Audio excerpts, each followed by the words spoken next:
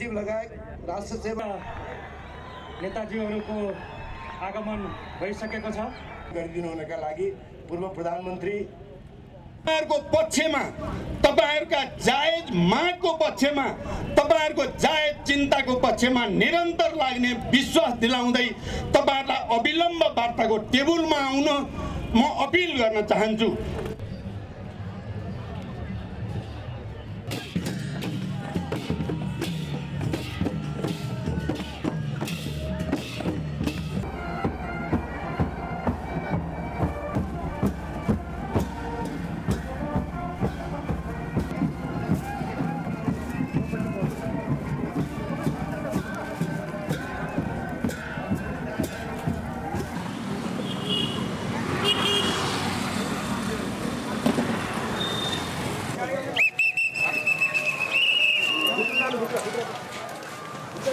प्रारम्भ हामी योद्धाहरूको कार्यक्रम सुरु गरेका छौं।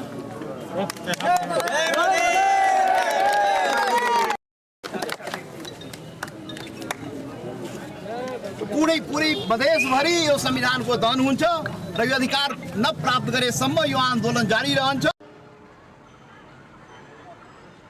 The people of Nepal don't make many claims on the world's headlines. Living in a remote Himalayan kingdom, they're used to conducting their affairs outside the mainstream of international events. They have, for example, had only the briefest experience of parliamentary democracy. But recently, they had a chance to make some changes. In early May, they went to the polls in what was undoubtedly one of the key votes in their recent history. The choice was to keep Nepal's unique system of no-party rule or introduce Western-style democracy. To the surprise, indeed confusion of the opposition, the referendum was won by the no votes. Political parties will remain banned. Nepal's experiment in multi-party democracy was ended abruptly by King Mahendra in 1961, after only 18 months. He claimed the politicians were corrupt and inefficient and didn't have the support of the masses. In its place, the king established a partyless system of government known as panchayat. This is the system which will now continue. Elected village councils, the panchayats, nominate committees at local and national level, and they have a special respect for the monarchy. The system thus has claims to grassroots democracy, but its critics say the no-party system in fact produces a one-party totalitarian state. All this has been happening in a country whose key position in an area of instability gives it an importance greater than its size and wealth might indicate. Nepal is sandwiched between India, the world's largest democracy, and China, the world's largest communist nation. But the majority of Nepalis were unimpressed by such political examples. True, the romantic capital, Kathmandu, voted for political parties. Kathmandu and its valley are the centre for the students and opposition politicians who spearheaded the demands for change. But even here, their victory was slim.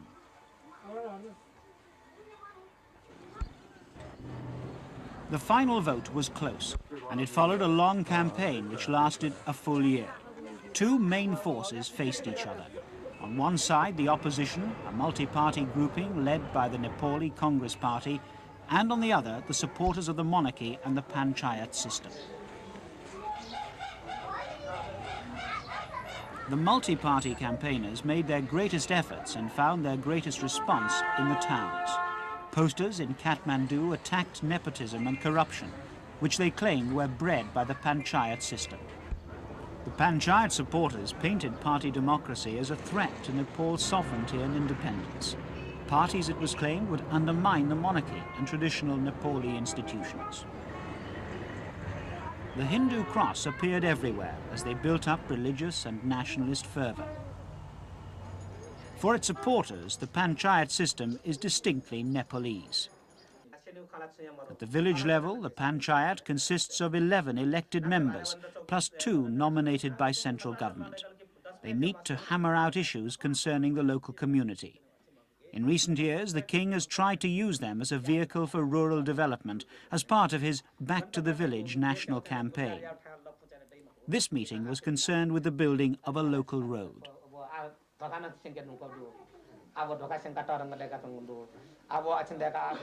It's a hierarchical system. Village councils elect district councils, which then nominate members to the national panchayat. But critics of the system say that power comes from the top downwards, not from the bottom up. The king and his prime minister and cabinet do not have to heed the advice of the national panchayat. And since only carefully screened candidates are allowed to take office, power and patronage emanate from the king and his advisors. The crown is still a very important symbol in Nepal. King Birendra, son of Mahendra, is one of the few monarchs in the world with real political power.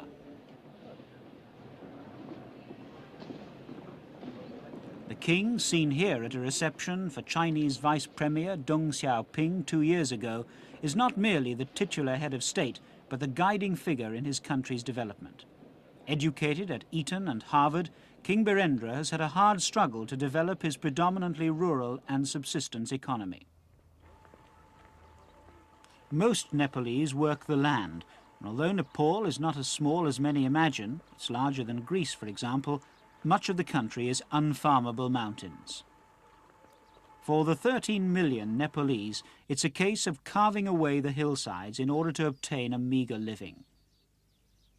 And even the small amount of land that is available for cultivation is threatened by overuse and soil erosion.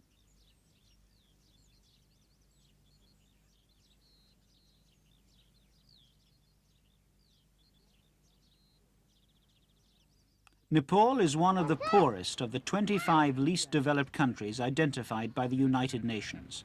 Throughout Asia, only Bangladesh ranks lower. Agricultural production has not kept pace with the growing population, so 2 out of every 3 Nepalese are condemned to live below the poverty line. In the central and western regions, there still flourishes a plant that has been banned in Nepal since 1976. It's hemp, the source of marijuana and hashish, which used to be an added attraction to visiting Western hippies. Nepali officials say there has never been an indigenous drug problem, and while frequent arrests of hemp traders continue along the frontier with India, the authorities still tolerate the local cultivation and harvesting of the plant.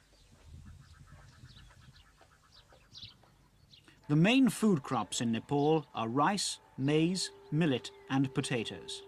The ground is heavily cropped with rice in the monsoon season and with wheat or vegetables like these potatoes in the winter and dry months. There are hundreds of foreign aid projects underway in Nepal, and aid contributes 1/4 of the national budget. But the government's own economic survey says there's been hardly any impact on total agricultural production in the country. In the past 2 years, with drought and hailstorms, the struggle's become even harder.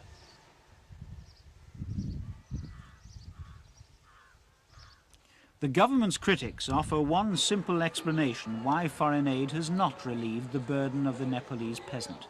Half the aid, they say, ends up in the pockets of the elite. Whatever the truth, life in this rugged kingdom has never been easy.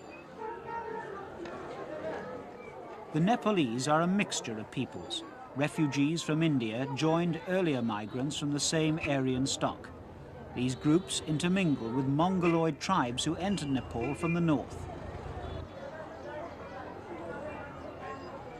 Today, Nepal is a scattered patchwork of tribal regions.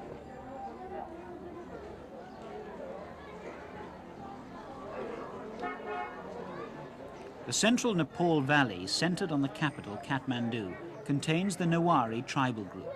Their craftsmen became famous for their wood carving, sculpture and metalwork. Today, they still form most of the country's craftsmen and merchants.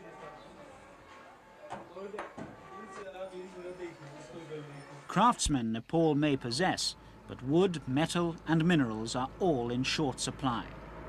Nepal's greatest resource are the streams and rivers which flow down from the high foothills of the Himalayas. Water means potential hydroelectric power, an energy source Nepal possesses in abundance. Although a land of outstanding natural beauty, Nepal is under considerable threat from the ravages of nature, principally erosion and floods. The once mighty forests have been decimated over the years because wood is the only natural fuel available. And with 60% of the population living in the mountains, other tracts of forest have been cut down in order to provide more farming and living areas. In the spring, the fields and terraces are dry and dusty. Then in June, the monsoons start, with 80% of the annual rainfall coming in 3 months. The hillsides are stripped of their topsoil, and saturation of the ground causes devastating landslides. The rains and rivers, however, are also being turned to the country's advantage. Several hydroelectric projects are being established throughout the country, many encouraged and supported by India, because floods have swept right down the Himalaya range into large areas of Uttar Pradesh, Bihar and Bengal. At monsoon time, of course, they will continue to do so, because even the biggest dams cannot cope with such huge masses of water. But the flooding damage will be lessened, and at the same time, Nepal will enjoy a supply of cheap electricity and pollution-free transport.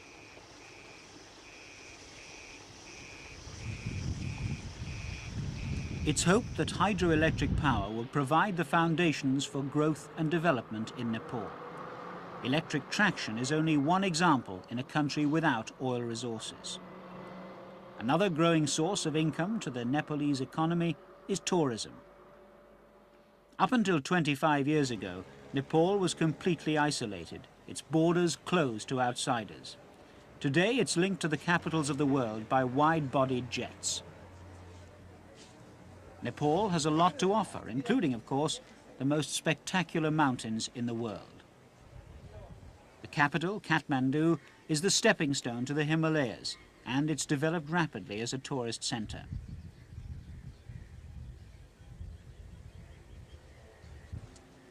In recent years, new hotels have sprung up to cater for the affluent Western mountaineer or the merely curious, attracted by Nepal's exotic culture. Nepal now possesses most of the elements the well-heeled tourists demand.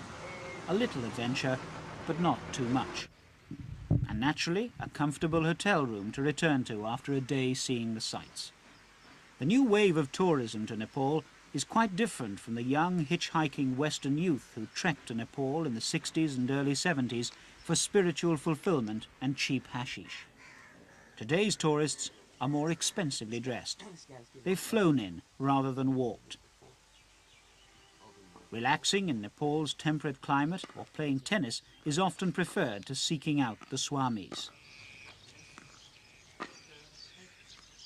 With a resident tennis coach on hand so that you can practice your shots, it's really little different from any other luxury hotel on the international circuit.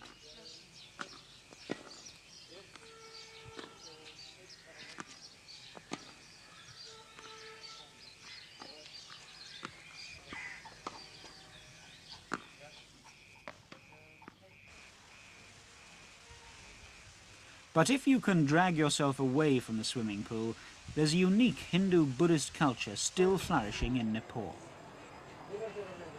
This is the birthplace of Gautama Buddha, and Indian Buddhism has survived here long after it was displaced by Hinduism in India.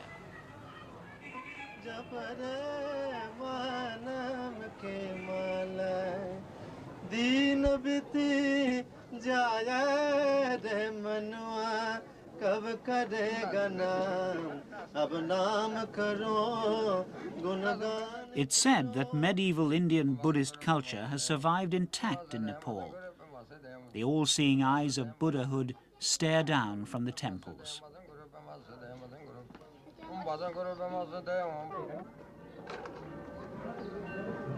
In this form of Buddhism, there is great emphasis on mystical incantation. Prayer wheels are an important part of the ritual.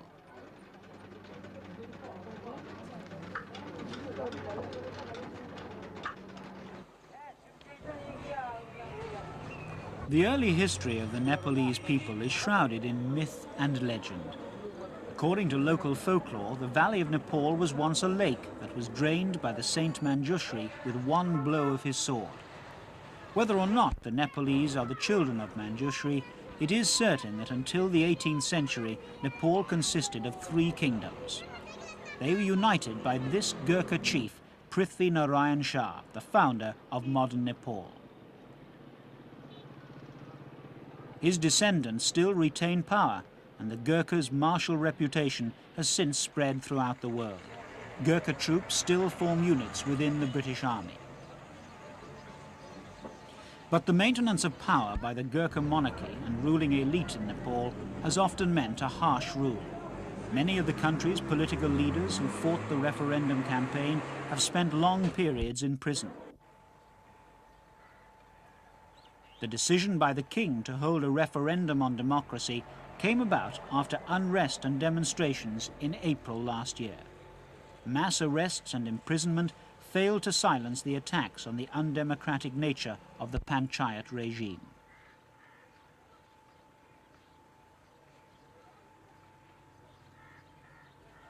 The demonstrations were sparked off by a student strike. They had protested at the hanging of Prime Minister Bhutto of Pakistan. The government clamped down hard, but this merely served to deflect the students' anger onto their own system of government. As the demonstrations spread from Kathmandu to other parts of the country, at least 7 lives were lost, and a number of people were injured as the police opened fire. The unofficial death toll was said to be much higher. Student slogans left no doubt as to their feelings.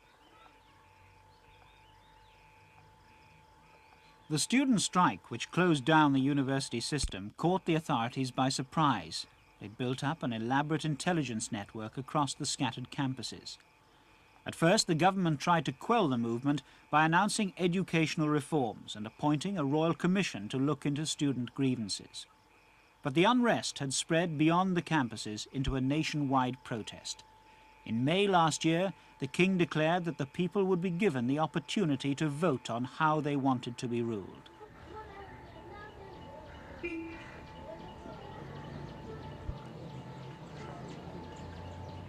The fact that it took a year for the referendum to be held was partly due to the problems of organizing a vote in a country without democratic traditions and composed of widely scattered and inaccessible villages.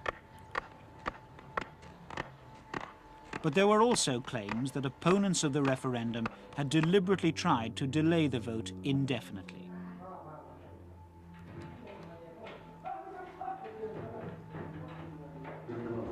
Certainly, opponents of party democracy had almost ideal circumstances in which to conduct their campaign. The ban on political parties remained in force.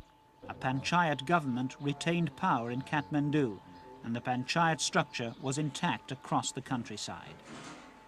In the end, the size of the panchayat's victory raised opposition fears about ballot rigging. The administration did, in fact, go to great lengths to show that the vote would be a fair test of popular opinion.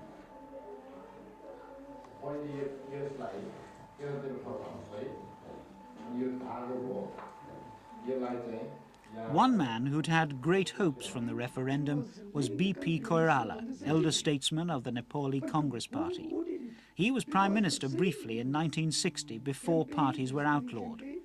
As a student in India, he had come into contact with the democratic ideas of Mahatma Gandhi and the Indian Congress.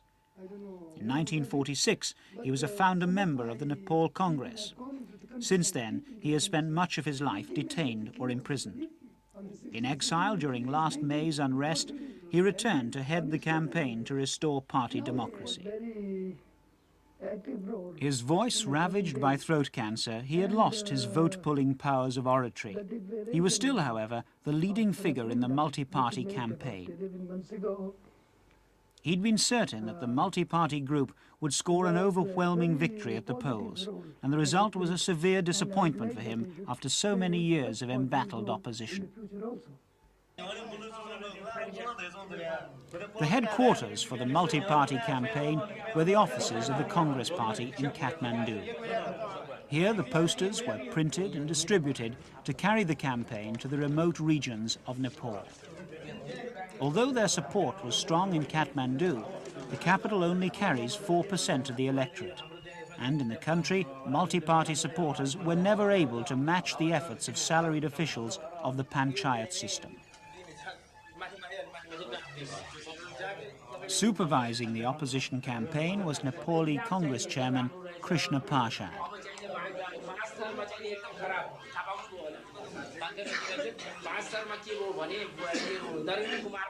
Like many Nepali politicians, Parshad had paid for his opposition to the panchayat system with long periods in jail.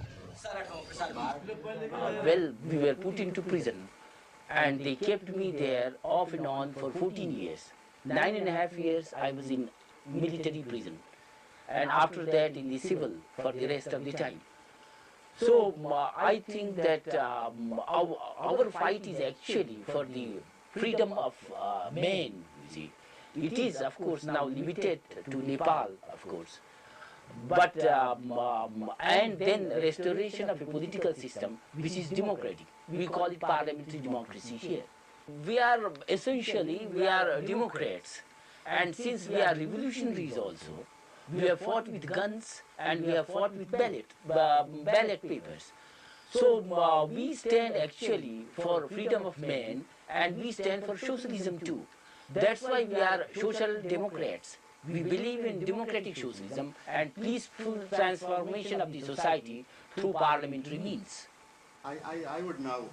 Campaigning to retain the panchayat system was Prime Minister Thapa. In this press conference with foreign journalists, the Prime Minister claimed that the people loved and supported the partyless panchayats. The referendum was highly unpopular with government officials who feared political oblivion. For this reason, many panchayat officials switched allegiance during the campaign to the multi-party faction. The government is fully prepared for any kind of eventuality. Even before the campaign began, the panchayat system was benefiting from a good deal of direct or indirect support from the government.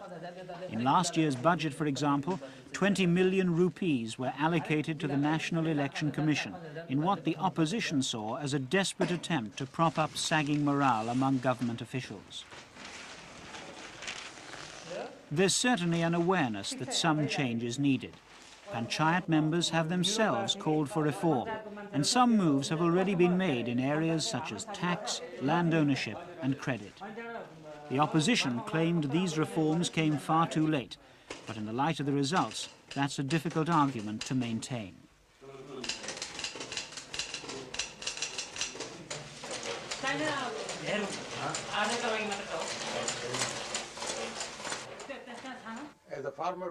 One man who remained loyal to the panchayats is former Prime Minister Tulsi Giri. For him, the king is the linchpin of the system. For us, the king is the most important unifying factor in this country. You all know that Nepal is a country composed of so many tribes, and naturally the role of a king is so important for a country like Nepal. And number two is Nepal is a traditional society, has a traditional society.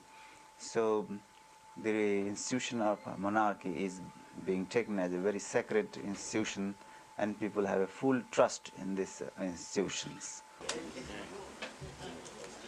Both panchayat and multi-party supporters had one element in common. The king was to remain a key figure in the Nepalese life. In the eyes of the people, he is a Hindu god and a guardian of their traditional customs and culture. Portraits of King Birendra and his queen stare down from every store or stall, testifying to his continued support throughout the country. It's recognized by those who support party democracy that he is the one who can hold the ethnic and religious patchwork of Nepal together.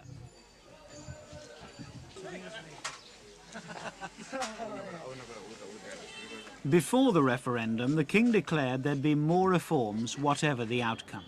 But this is unlikely to satisfy the opposition, who insist that the panchayat monarchy system inevitably breeds corruption and inefficiency.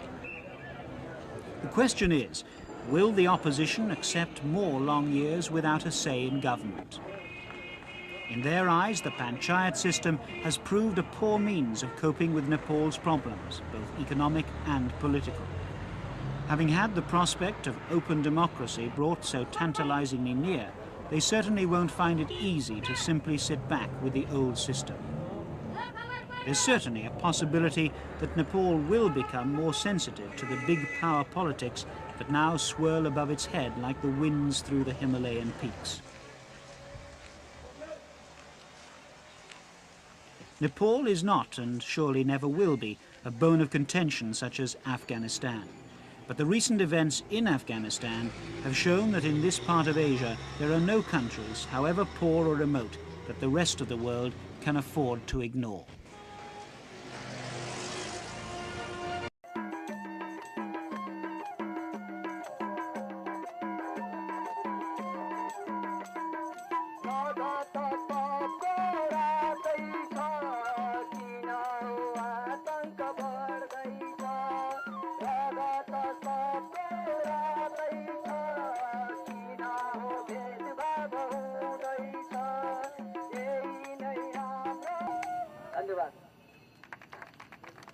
See about the laws and bylaws, and those laws and bylaws needs to be corrected, and for they have withdrawn their blockade with the request of 7 political parties, and they have gone a little bit further, announced unilateral ceasefire for 3 months.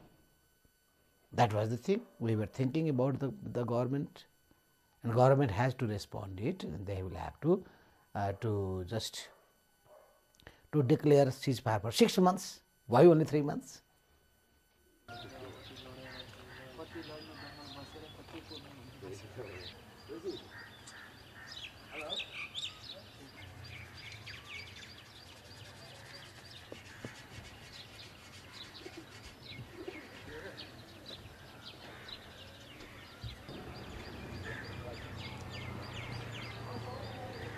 You should see that the people's aspirations is not going to be frustrated, number one. Number two, when the iron is hot, strike it. So the temper of the movement needs to be taken into account to do all the important tasks. Number three, you have to win the trust of the Maoists, take them into confidence, and for that also, so that they will not return back to jungle.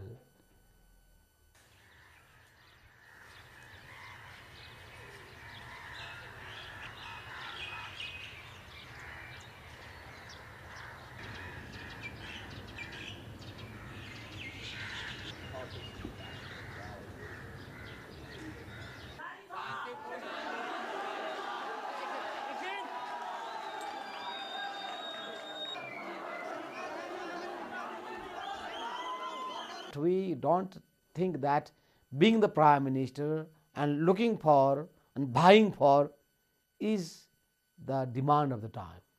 The demand of the time is proper policy, proper guidance, proper vision, and a determination to move ahead.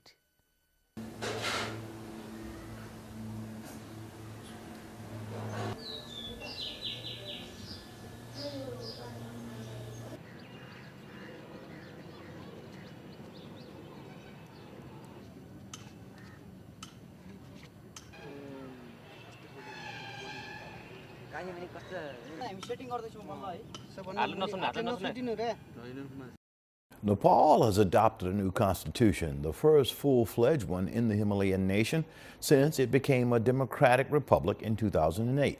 The new constitution states that Nepal will be a federal and secular republic and will have 7 provinces, each with its own legislature. The government has announced public holidays for Sunday and Monday to celebrate the historic moment. The government of Nepal has tightened up security in the capital Kathmandu and the Constituent Assembly premises.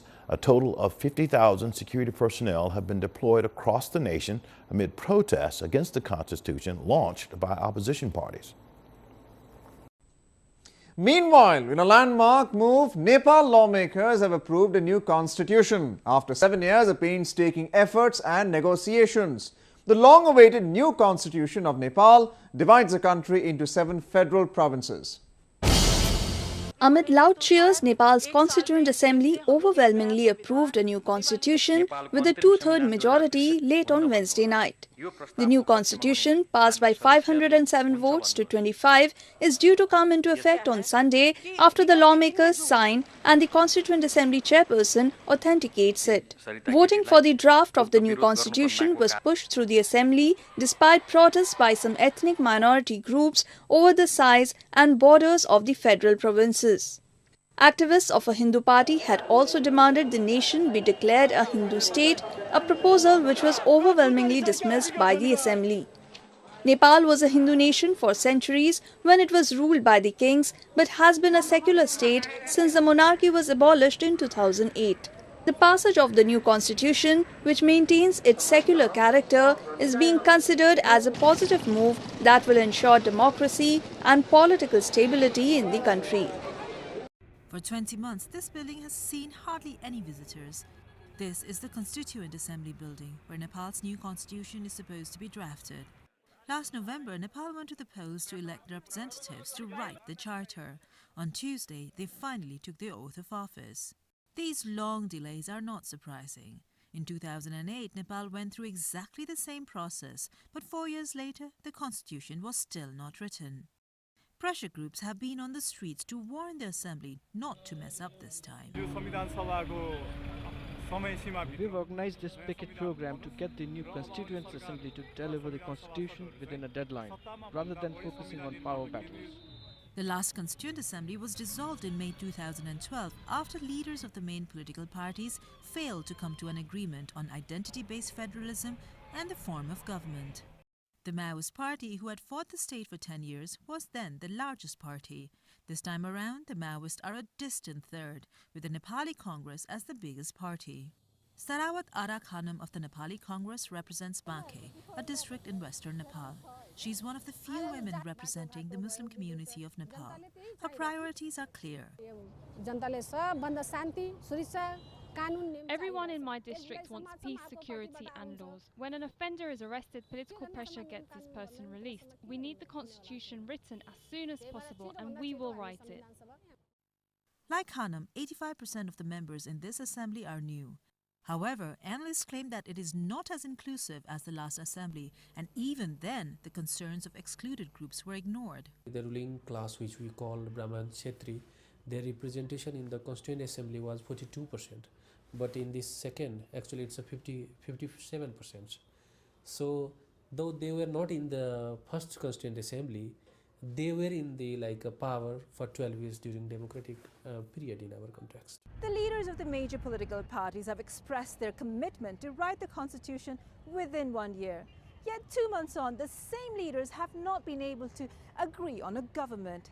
This leaves the public skeptical that their politicians are as interested in delivering on their promises as they are in dividing the spoils of power. Subina Shrestha, Al Jazeera, Kathmandu.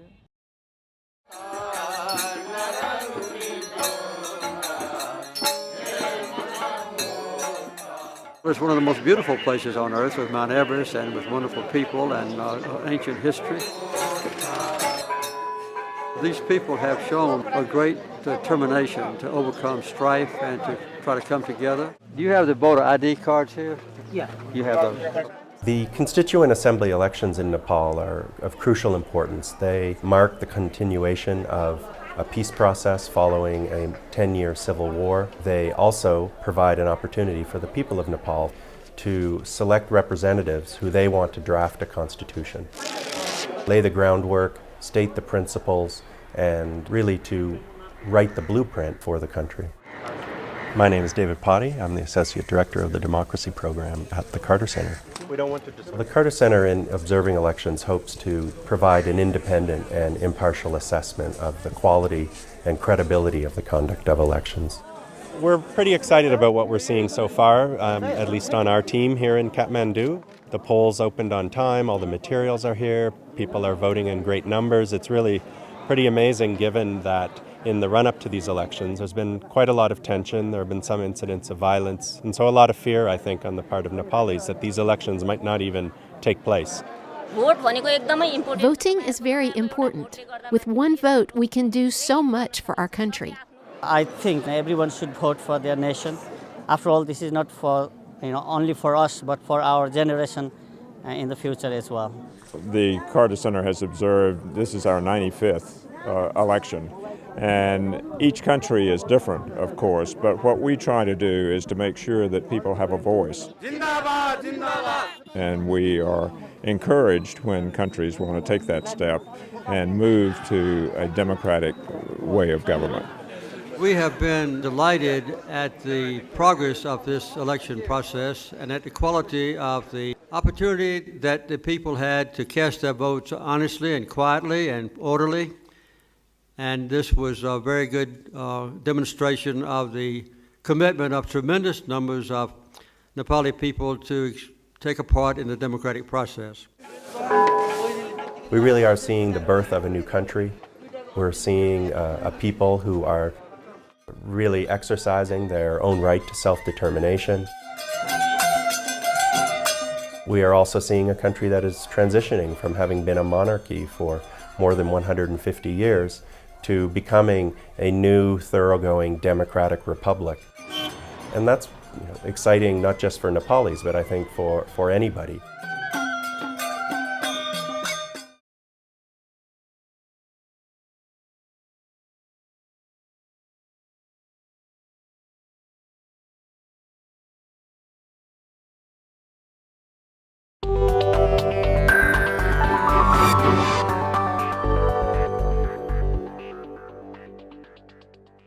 Hello. On September 20th, Nepal's President Rambaran Yadav announced that his country had adopted a new constitution. This is the 7th constitution to be adopted by Nepal in the last 67 years and the first by democratically elected representatives. The new constitution, which itself is the result of 8 years of deliberation, has met with widespread opposition not only against the constitution itself but also against India's perceived intervention. To discuss the issue, we're joined by Srinivasan Ramani, Associate Editor of The Hindu and an expert on Nepal. Thanks for joining us, Srini. Now, given that the process of consultation has taken 8 years, why are we seeing all these problems being raised now, both inside Nepal and, of course, comments from outside? Weren't the consultation processes sufficiently inclusive? More than the process of consultation itself, we should understand that there is a certain kind of policy out in Nepal on the issue of state restructuring.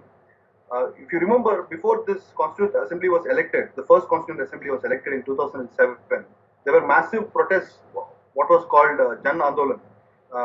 The protests were on two issues basically. The first issue was restoration of democracy and conversion of Nepal from a monarchy to a republic. And the second issue was for comprehensive state restructuring, a demand that came from people living in the plains who are called the Madeshis in particular, and also other people in the Midwest of Nepal, the Janajatis, who are roughly the equivalent of tribals in India. Now, these two sets of people, in the plain dwellers and the hill dwellers, and the tribal hill dwellers, they demanded comprehensive state restructuring because they felt that Nepal for long has been controlled by a certain set of elites from the Brahmin and the Chetri classes. And they thought that unless Nepal has a federal reorganization which empowers people in the plains and in the mid-hills, and provinces are demarcated on the basis of some degree of ethnic determination, a true democratization would not be complete.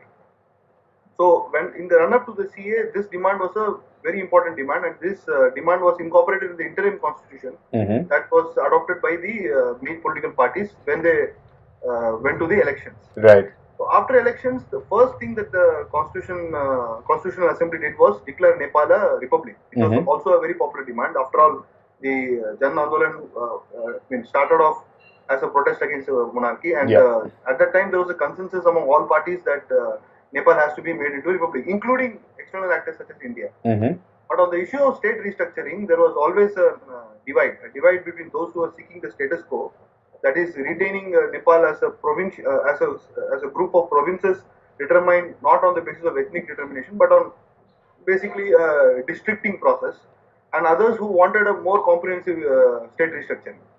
Now, the other problem that was bedeviling this constitution writing process was the issue of the non-completion of the peace process with the Maoists. So it took almost 5 years for the peace process to complete. But there was no consensus on the state restructuring issue, and that actually resulted in the first CA being dissolved, right, and the second CA being elected. Now, what happened was there was a clear divide between the UML, that is the Communist Party of Nepal, Unified Marxist-Leninists, and the Nepali Congress on one side, and the Maoists and the Madheshi parties on the other side, on this issue of state restructuring. So the latter wanted comprehensive restructuring. Right. The former did not want any comprehensive restructuring. So up till May, June this year, when we had the earthquake in Nepal, this divide persisted and there was no consensus. What happened after the earthquake was that there was a sudden belief that too much time had passed without the constitution being written, and the parties had to come on board and get the constitution written, because governance was more important than constitution writing. That was the view among all parties. Right. So what happened was the Maoist leadership actually moved on to accept the UML Congress viewpoint on the restructuring process. So there were minor concessions made here and there. They decided on a 7-state model, which did not really consider what the Madheshis in particular wanted. So while almost 2/3 of the Nepali Constituent Assembly, that is UML, the Maoists, and the Nepali Congress, agreed on finishing up the constitution writing process, the Madheshis were still an aggrieved party because their concerns were not taken on board. When you say that these issues of state reorganization have not been fully addressed, in what way do you mean specifically that they've not been fully addressed? Currently, there is just one province which has a Madheshi majority, which has a Madheshi majority. Right. Initially, the Madheshis wanted a single Terai province, in which all the Madheshis are in the majority. But in the western areas and in the eastern areas, there were other groups who were not necessarily Madheshis, who also wanted provinces of their own. Right. So what happened was there were various models that were discussed, and in the end of the first CA, the one most robust model that came about was asked for a 2-state solution within the Madhesh, and also states for the Tharus in the west and the Morungs and other people in the east. So essentially all the ethnic identities would get their own state. That was basically the model. No, not necessarily, but a certain degree of leeway to ethnic determination was given in the model that was more or less discussed in the fag end of the first CA. Right. Now, Nepali Congress and the UML refused to let that model pass through. Right.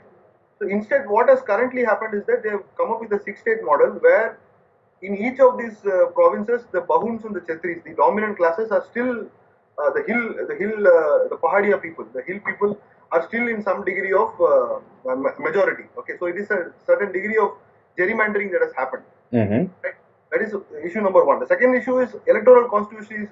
Determination of electoral constituencies have also been done in such a way that the Madheshis are not in majority in these provinces. Right.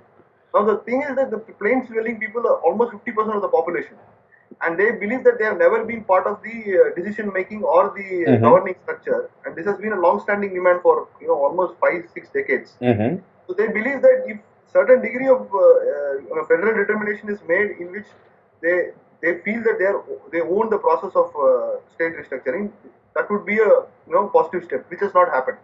So what, other than this issue of state reorganization, are the most important points in this new constitution? Is it actually, for instance, a progressive constitution? I understand, so for instance, while the constitution talks about things like a right to a clean environment, it talks about rights to the LGBT community, ensures there's proportional inclusion of women in state agencies, gives equal property rights to women, all things that the Indian constitution, for instance, does not do. It also does contain many retrograde steps. So, for instance, it bars children, Nepali women and foreign men from being considered, for high office. It also prescribes cow slaughter and so on and so forth. So, what to you are the most important points of this constitution? See, this constitution is clearly an advance over the 1990 constitution. Mm-hmm. The 1990 constitution came up after after a previous Jan Andolan. That Jan Andolan was against absolute monarchy, Mm-hmm. and at the time, a constitutional monarchy was adopted as a model for Nepal. Right. This constitution, on the other hand, clearly moves power to the people. It's a republican constitution, number one. That's a massive advance, significant advance.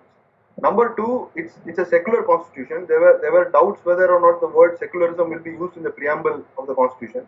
It was retained in the final instance. Mm-hmm. There was a lot of pressure from various political parties, and the status quo did not want it, but finally they were prevailed upon, and secularism was retained. Mm-hmm. As you said, various provisions of affirmative action were added into the constitution. So overall, this is clearly a significant advance from the previous constitution. There is no doubt about it, and it's a very progressive constitution. And the fact that nearly 500 people, or 500 out of the 600, more than 500, 520 odd legislators voted in favor of the constitution, makes it an inclusive constitution. There's no doubt about it. Mm-hmm. That said, the issues of the Madeshis, I mean the concerns of the Madeshis, which also includes the one that you pointed out, that women of Nepali women who were married to foreigners, children born to them are not given or could not inherit Nepali citizenship. This is actually something that addresses the Madeshi's concerns the most. I mean, that does not address the Madeshi's concerns the most, because many Madeshis have, Madeshi women are married to Indian men, right? Right. So there's an open border, and there are cultural similarities. Mm-hmm. So this is something that affects the Madeshi people the most. This provision, for example. So the Madeshis clearly have a grievance and a valid one, that they are left out from this process. Mm-hmm. While it is an inclusive constitution and many progressive measures have been taken on board, the fact that the status quo is still have managed to get their veto in. So, does the constitution have any specific steps to ensure the protection of minority rights? Is there anything there that could actually be used to satisfy the Madhesis and the other minority groups in Nepal? You see, while if you talk on religious minorities, right? Yeah. There are enough protections in this constitution. That's not a problem. Mm-hmm. But Madeshis here are not religious minorities. Right. They are ethnic minorities. Right. Right. And technically speaking, it's difficult to say whether they are minorities at all. Right? Okay. The 50% of the population is estimated to be people living in the plains. Right. So, and if you look at the divisions within the hill living people, there are various castes and sects and groups, and so therefore to call the Madeshis minorities is technically probably not correct then. Not correct. Yeah. So the basic question is that whether or not there is enough leeway given to a certain degree of ethnic determination for federal restructuring. Right.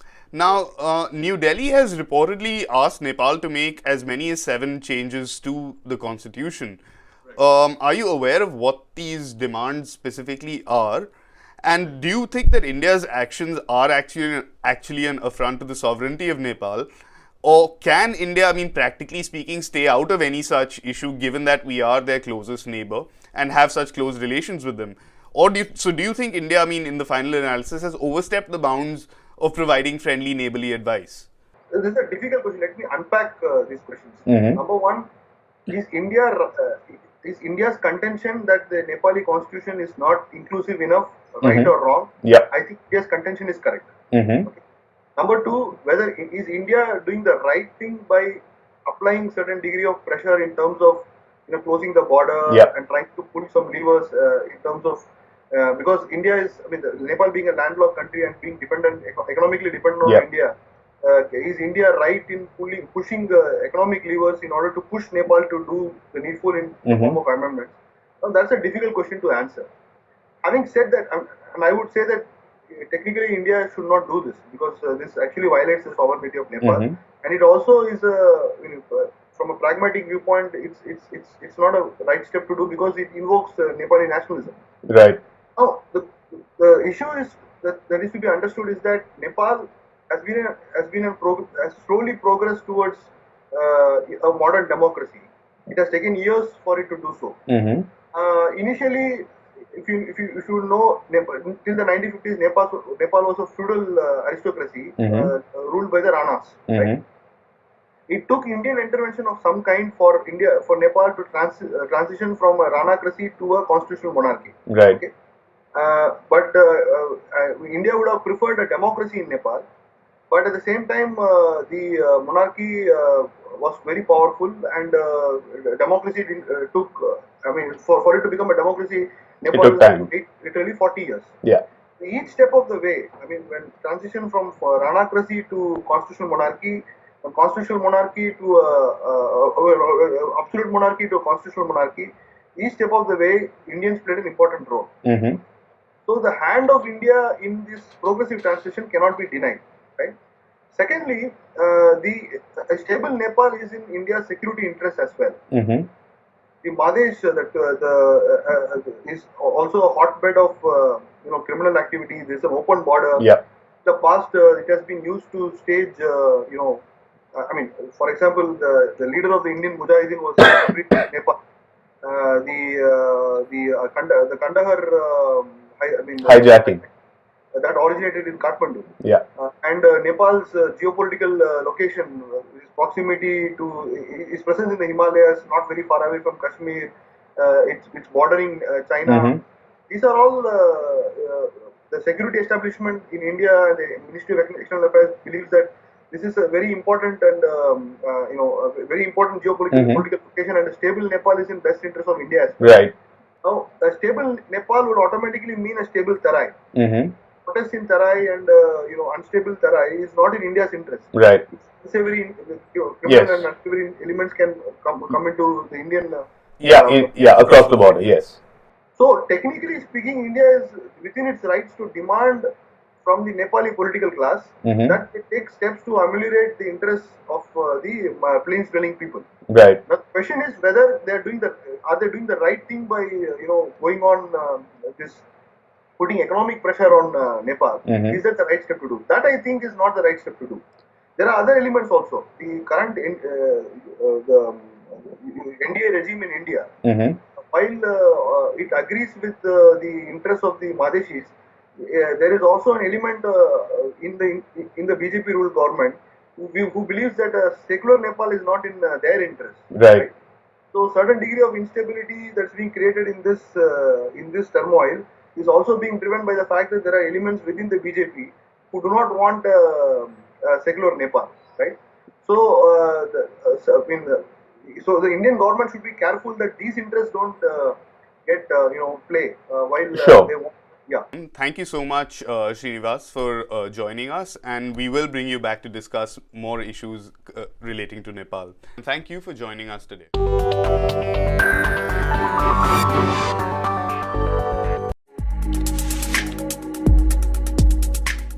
Nepal adopted its first democratic constitution on Sunday in a largely peaceful event, a historic step for a nation that has seen war, a palace massacre, and devastating earthquakes since a campaign to create a modern state began more than 65 years ago. President Rambaran Yadav promulgated the charter intended to unite the country, but it has already exacerbated divisions in some places, with 40 people killed in protests against it in recent weeks.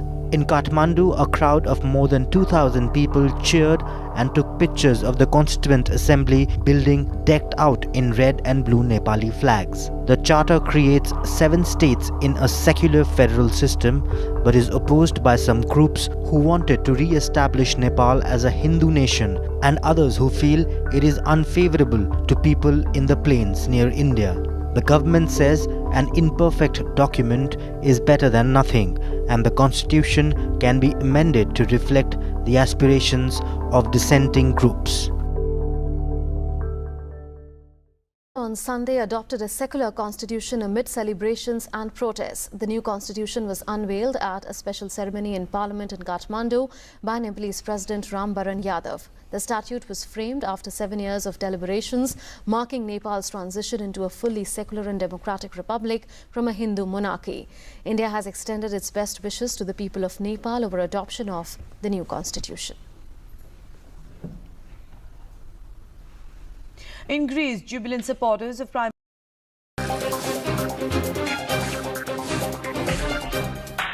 Hello and welcome to Top Story. A moment of history in the Himalayan kingdom of Nepal today as its people go to the polls to elect a constitutional assembly tasked with transforming the country's system of government. Wedged between India and China, Nepal, a country of 27 million inhabitants, is only just emerging from a decade of civil war and the mass street protests that 2 years ago brought an end to 240 years of absolutist monarchy. The first task facing the assembly will be to find a new system of government to replace it. After 10 years of fighting, Nepal's Maoist guerrillas have put down their weapons to contest the election.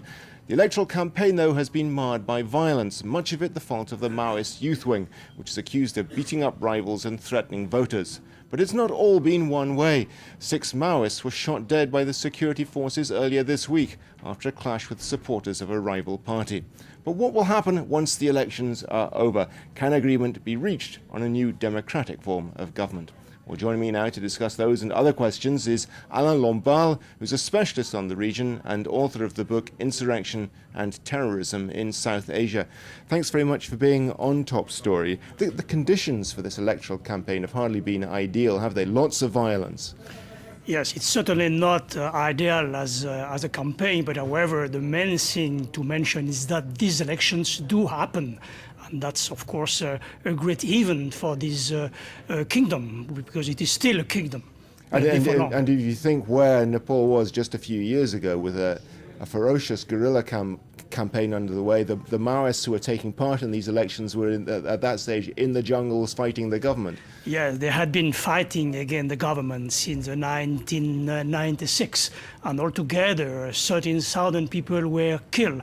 And finally, the Maoists joined the democratic process for the campaign. But however, they joined the democratic process, but we are not sure actually about what they have in their mind. Depends on the results of the elections, of course. Exactly. And why do you think have they decided, at least for the moment, to put down their guns? They have decided to put down their gun because they think they can conquer power through elections. But if they do not achieve their aim through democracy, then there is a danger again that they go back. May not be to the jungle, but they may organize big demonstrations in the big towns, and of course, especially in the capital city, Kathmandu. What chance, though, do you think there is of the Maoists winning a victory? It's very difficult to say because they have been, behaving very, very badly during the campaign. They kidnapped people, they did extortions. There was a lot of intimidation, and of course people are very much conscious about that. And the event also recently in Tibet may have a negative impact for the Maoists, because people may think that after all the Maoism is a Chinese concept, even if it is not, of course, being used now in China. So maybe it's difficult to predict what will happen actually in these elections. Their leader, Prachandra, says that the Maoists have no desire for a socialist revolution in Tibet. All they want is to get rid of feudalism. Yes, he says so. Should you believe him or not? Well, it's difficult to believe. He says so, but he definitely wants to suppress the royalty, and many people think that in a way the kingdom should be abolished. It does seem to have run its time, doesn't it? There doesn't seem to be much popular support left for the monarchy. Yeah, I mean, many people want to finish with the monarchy, that is sure, and probably that will happen, whatever the result of the elections. But Prachanda has got personal ambitions as well. He wants to be the first president of the new republic. And we shall see what happens. Is he going to do it? Well, it depends on the results, of course, but he says that if the elections are not carried out normally, then he may start demonstration. But what does it mean by elections being normal? Maybe for him, the election will not be normal if he does not win. And in that case... Is there any question at all that the Constituent Assembly will not abolish the monarchy? Is there a chance that it might just survive in some sort of form? Yes, yes, there are still, a of course... parliamentary monarchy, for instance. Yes, there are still some partisans, of course, for the monarchy, but they are, I think, a minority now. Even the main traditional party, the Nepali Congress, is now in favor of abolishing the monarchy. So there is very little chance, indeed, that the monarchy remains, but we never know, of course. There is still a chance. Some people in the south of the country would like the monarchy to go on in the area which is called the Terai, close to India. There are big issues for the Constitutional Assembly to decide, apart from the issue of the monarchy. It has to balance a lot of different interests, caste, ethnicity, gender as well. These are big issues in Nepal. Yes, Nepal, in fact, is not an homogeneous country. There are a lot of different ethnic people. I mean, half the population live in the Terai, which I just mentioned. And those people are very much different from the people who live in the hills and, of course, in the mountains. There are three parts, in fact, in Nepal. The southern part of it, which is flat, the hill areas where is Kathmandu, the capital, and in the north, the highest mountains, including the Everest, of course. So it's not homogeneous at all. The elections had to be postponed a couple of times because of unrest in the south as well. Yes, there is a lot of unrest in the south because the people in the south, who constitute about more than 30% of the whole population, they want to have a kind of autonomy. They consider themselves to be very much different from the people from the hills and the mountains, and they considered to have been left out in the preceding years. And there's an international dimension to this, of course, because Nepal is wedged between India and China. Absolutely. Nepal is wedged between two giants, China in the north with Tibet and India in the south.